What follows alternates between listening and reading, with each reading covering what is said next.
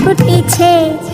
আশ্বিন ফাগুন মাসে পরাণ ঘাসে নতুন বিয়ের ফুল ফুটিছে। উথালি পাথালি